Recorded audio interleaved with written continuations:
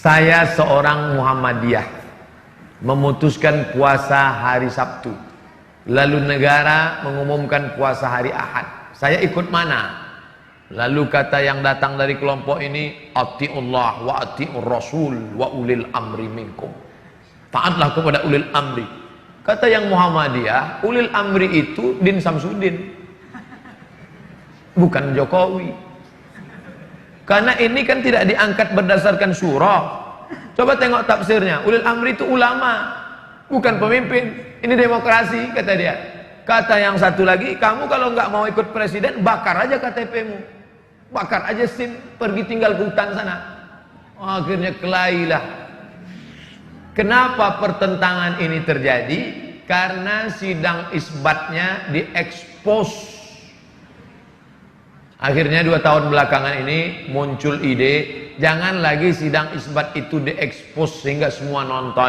Sidang isbat di ruang tertutup, mau kelahi antara NU sama Muhammadiyah, kelahi di ruang tertutup itu, tapi suara yang keluar tetap satu.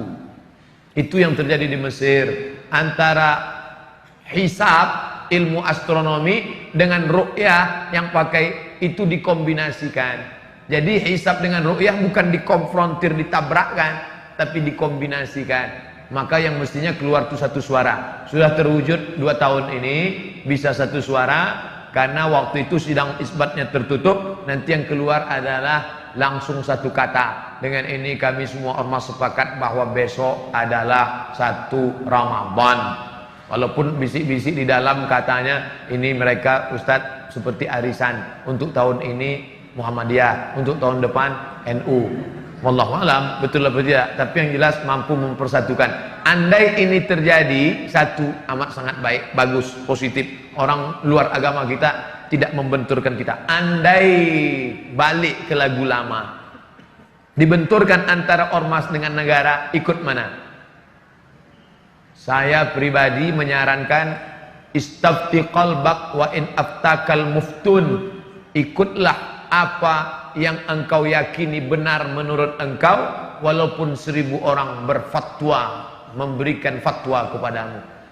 Fatwa yang dikeluarkan oleh Muhammadiyah benar, fatwa yang dikeluarkan oleh Majelis Ulama Indonesia benar. Titik persimpangannya di mana?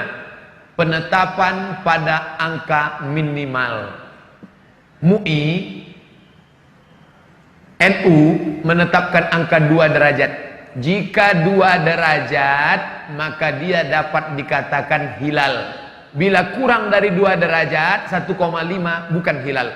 Sedangkan Muhammadiyah angkanya rendah, 0,5 pun sudah dianggap sebagai hilal. Turki lebih tinggi. Turki menetapkan hilal kalau 6 derajat. 6 derajat baru hilal, 2 derajat tidak hilal. Kesepakatan 6 negara, Brunei Darussalam, Singapura, Indonesia, Malaysia, Patani Thailand Selatan, Moro Filipina, 6 yang muslim ini menyepakati 2 derajat baru disebut hilal. Kalau kurang dari 2 derajat bukan hilal. Tapi Muhammadiyah dia katakan 0,5 pun kalau sudah itu hilal, maka dia adalah hilal, maka boleh. Di situ letak persimpangannya. Maka bagi adik-adik yang bapak-bapak yang ikut Muhammadiyah itu ijtihadi, ijtihad. Maka dia ikut itu tidak. Ustadz sendiri ikut mana? Saya Komisi Fatwa Majelis Ulama Indonesia Provinsi Riau. Maka saya ikut hasil sidang Komisi Fatwa. Kalau Komisi Fatwa mengatakan berdasarkan penampakan 2 derajat besok puasa, maka saya ikut itu. Tapi kalau Muhammadiyah mengundang saya khutbah, saya nggak mau ikut. Karena kalau saya ikut undangan Muhammadiyah, ikut nanti saya bisa khutbah 2 kali. Hari ini saya khutbah di Muhammadiyah, besok saya khutbah sebagai Komisi Fatwa MUI. Nah, itu perlu juga disampaikan bagi jamaah yang menyampaikan khutbah. Ikuti salah satu, jangan ikut dua-duanya. Selanjutnya tentang masalah apa tadi? Bagaimana spirit Ramadan bisa dibawa keluar Ramadan? Kebanyakan kan semangatnya di Ramadan itu aja.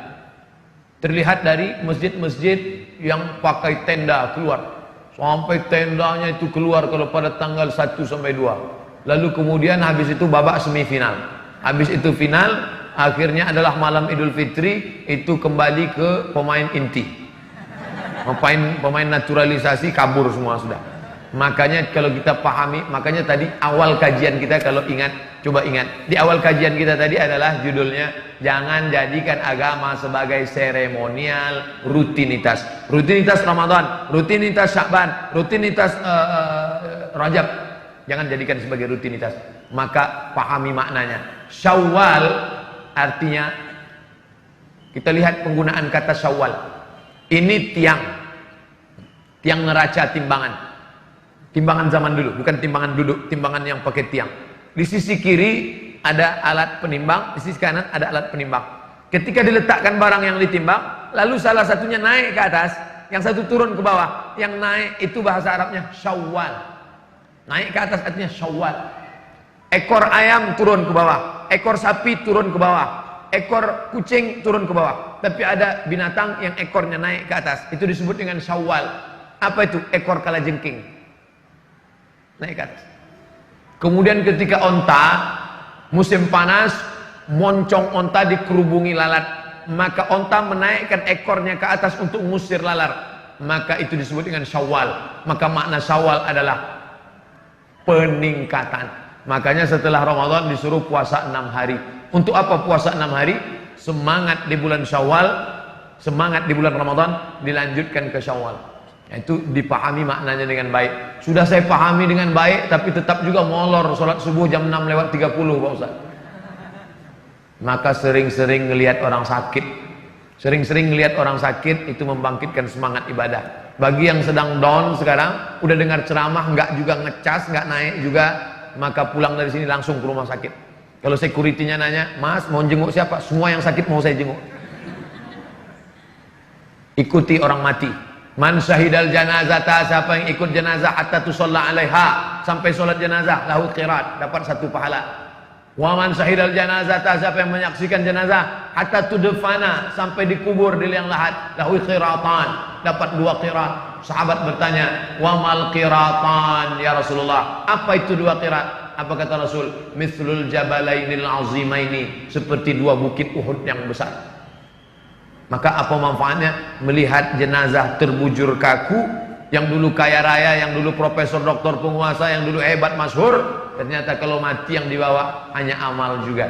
Memang yang paling sulit adalah istiqomah. Makanya ketika seorang sahabat bertanya, "Ya Rasulullah, ausini wa aujiz, berikan aku 1 pesan, jangan banyak-banyak, singkat, padat." Apa dia? Qul amantu billah tsumma istaqim. Istiqomahlah. Makanya orang yang istiqomah itu balasannya luar biasa. Ketika sebelum malaikat maut mencabut nyawanya, maka malaikat sudah turun berbisik ke telinganya, alladzina qalu rabbuna Allah, orang yang mengatakan Tuhanku Allah, tsumma istaqamu, kemudian istiqamah, tatanazzalu alaihimul malaikah, turun malaikat berbisik ke telinganya, alla takhafu, jangan kau takut, wala tahzanu, jangan kau sedih, wa abshiru bil jannati allati kuntum tu'adun, berbahagialah engkau mendapatkan surga yang dijanjikan oleh Tuhanmu, dan yang dapat itu hanya istiqamah. Maka terus berjamaah, alaikum bil jamaah. Ada pengajian, datang.